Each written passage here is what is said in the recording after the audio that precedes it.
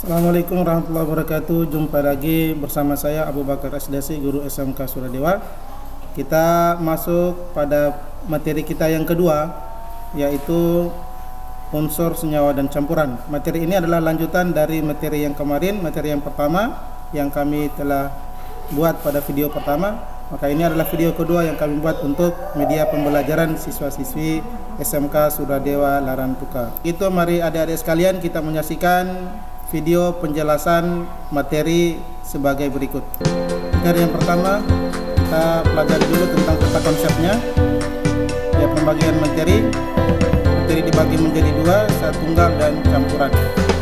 Sat tunggal dibagi menjadi dua, unsur dan senyawa.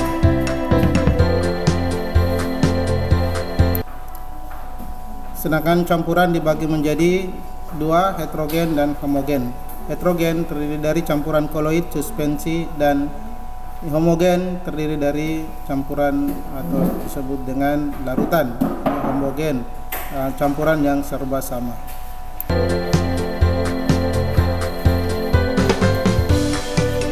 Apakah yang dimaksud dengan unsur?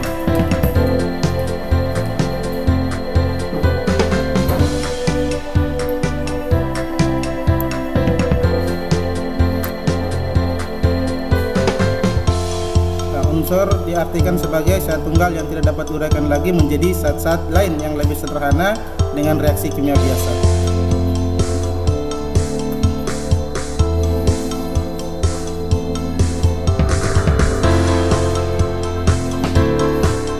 Unsur dibagi menjadi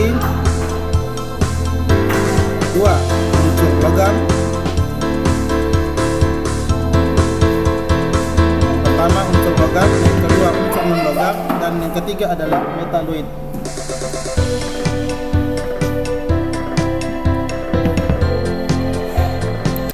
Ya.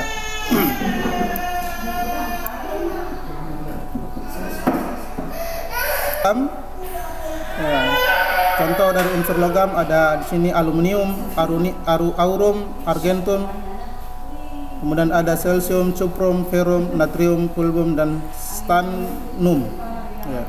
Nama Indonesianya ya, aluminium, nama aluminium Indonesianya lambangnya Al, aurum, Au, nama Indonesianya emas. Kemudian argentum, nama Indonesianya perak, lambangnya Ag, dan seterusnya ke bawah. Adik-adik boleh bisa menyaksikannya satu persatu. Nanti kita akan pelajari lagi tentang tabel periodik unsur. Di situ ada terdapat 116 unsur, bahkan lebih ya. Kita akan pelajari satu persatu, baik dari unsur logam sampai dengan unsur non logam dan unsur metaloid.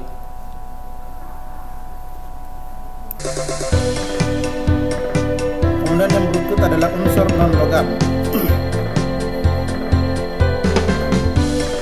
Ya, unsur non logam ada oksigen,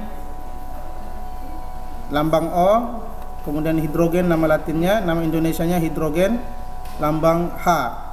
Karbon dengan nama Indonesianya karbon, lambang C.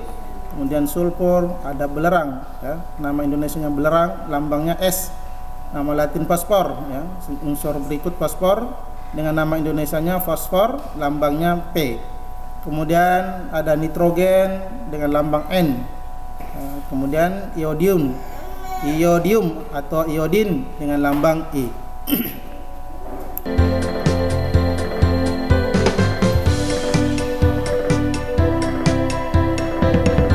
Kemudian kita saksikan, Pak akan tampilkan tabel sistem periodik unsur-unsur kimia yang menggambarkan tentang unsur-unsur yang ada di alam.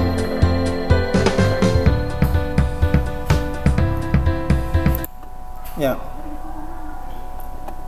Tabel ini berisi unsur-unsur yang ada di alam, kurang lebih ada 116 unsur ya. Ini unsur golongan 1A disebut dengan unsur logam. Ada logam litium, natrium ya, kalium, rubidium, cesium, ini semuanya logam kecuali hidrogen H. Kemudian di golongan 2A ada Be, Mg, belerang, magnesium, kalsium, strontium, dan barium. Ini merupakan golongan logam, ya, unsur logam. Sedangkan unsur non logam ada yang warna kuning ini, ya. Warna kuning ini merupakan unsur non logam, sedangkan warna biru unsur logam. Nah, unsur antara logam dengan non logam atau disebut dengan metaloid itu golongan B. Golongan B ini dari golongan 3B sampai dengan 12B ini merupakan golongan B atau golongan metaloid.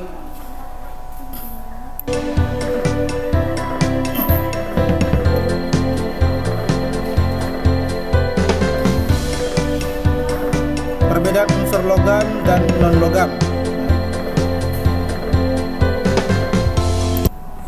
Unsur logam berwujud padat pada suhu kamar kecuali air raksa. Ini biasanya digunakan sebagai alat pengukur suhu di bidang kesehatan. Kemudian dapat ditempa dan dapat direnggangkan, konduktor listrik dan panas sebagai penghantar listrik. Kemudian non logam berwujud, ada yang berwujud padat, cair dan gas. Kemudian bersifat rapuh dan tidak dapat ditempa. Kemudian non logam juga merupakan non konduktor atau pengantar listrik yang buruk kecuali grafit. Grafit ini dapat mengantarkan listrik.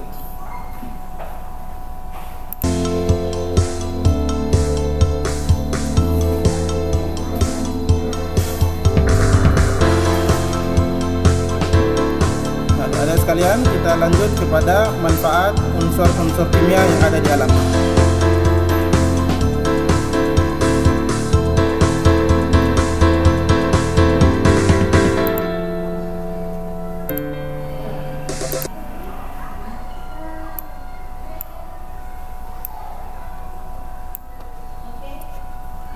Ada unsur natrium, ya. Simbolnya Na. Kegunaannya secara umum bahan untuk membuat lampu natrium dan senyawa yang digunakan untuk garam dapur. Dan garam dapur ini campuran antara atau gabungan unsur antara Na dengan Cl. Strontium, ya, unsur yang kedua adalah strontium. Senyawanya digunakan untuk membuat warna merah kembang api dan bahan untuk pembuatan cat kering. Ada magnesium Mg, panduannya digunakan untuk bahan pesawat. Ada iodin, lambang unsurnya atau simbolnya I, bahan untuk antiseptik dan senyawa yang digunakan untuk garam baridium dan fotografi. Ya, kalau fotografi ini biasanya di bidang rekayasa perangkat lunak, sedangkan untuk antiseptik itu digunakan di bidang kesehatan, ya, khususnya keperawatan di program kita, gitu.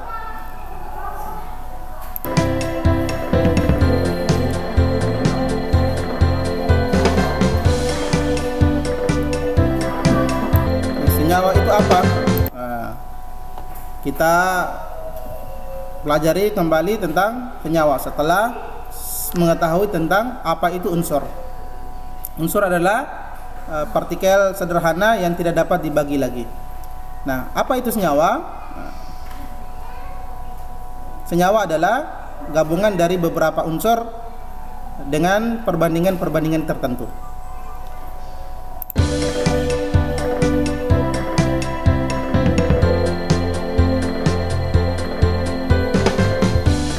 Senyawa didefinisikan sebagai zat yang dibentuk dari berbagai jenis unsur, ya. Tadi Pak sudah sampaikan bahwa gabungan dari unsur-unsur yang saling terikat secara kimia dan memiliki komposisi yang tetap atau perbandingan yang tetap.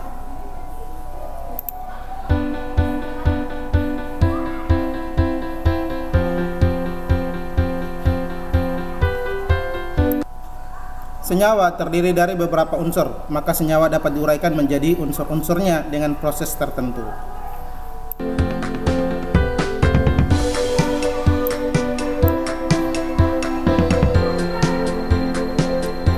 Beberapa contoh senyawa: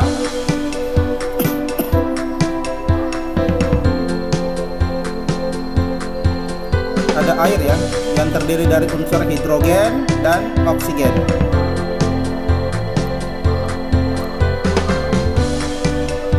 Kemudian ada garam dapur yang terdiri dari natrium dan klorida.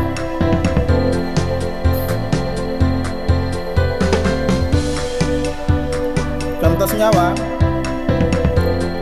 ada senyawa organik dan senyawa anorganik. Yang video sebelumnya Pak sudah jelaskan tentang senyawa organik. Ya, senyawa organik senyawa yang banyak terdapat dalam makhluk hidup, sedangkan senyawa anorganik banyak terdapat pada makhluk tak hidup atau benda mati. Kemudian yang terakhir adalah apa itu campuran.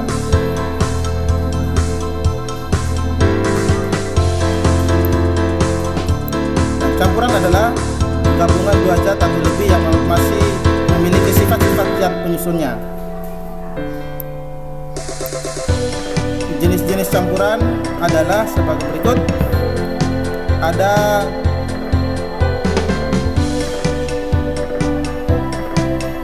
suspensi, ya, campuran terdiri dari suspensi, kemudian ada koloid dan ada larutan.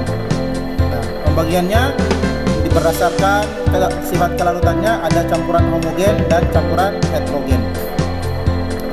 Campuran homogen yaitu campuran yang komposisinya serba sama, ya, atau tidak terdapat perbedaan fasa, hanya satu fasa saja. Nah, contoh kelarutan gula dalam air atau sirup dalam air. Nah, ini contoh dari campuran yang homogen atau campuran satu fasa. Sedangkan yang kedua adalah campuran heterogen. Campuran yang komposisi campuran tiap bagiannya tidak sama.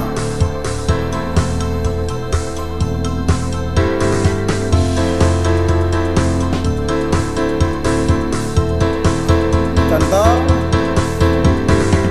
air dan minyak, ya. Terdapat dua fasa, ya. Air dan pasir. Jelas perbedaannya, ya. Tidak bersatu. Nah, ini perbedaan antara unsur yang bersifat homogen dan sifat heterogen.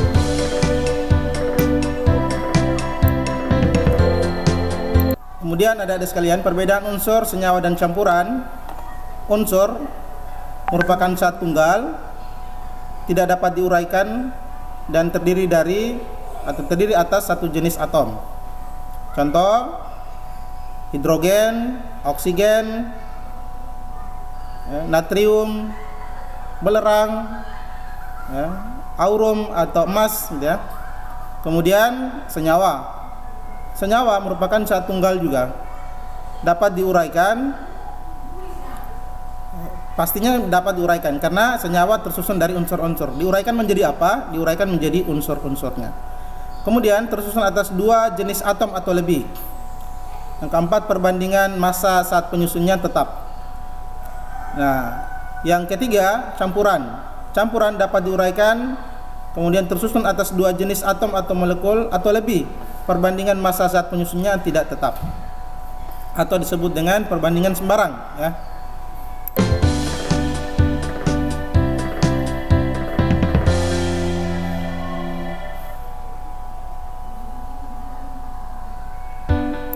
Ya, demikian video pembelajaran kali ini. Mudah-mudahan bermanfaat untuk adik-adik sekalian. Ada yang kurang jelas, maka kami menunggu pertanyaan dari adik-adik sekalian dan akan kami evaluasi. Kemudian kami akan mengirim kembali video pertanyaan, menjawab pertanyaan-pertanyaan dari adik-adik sekalian. Sampai di sini dulu perjumpaan kita. Assalamualaikum warahmatullahi wabarakatuh. Jumpa lagi dengan kami nanti di pekan yang akan datang dengan video yang baru.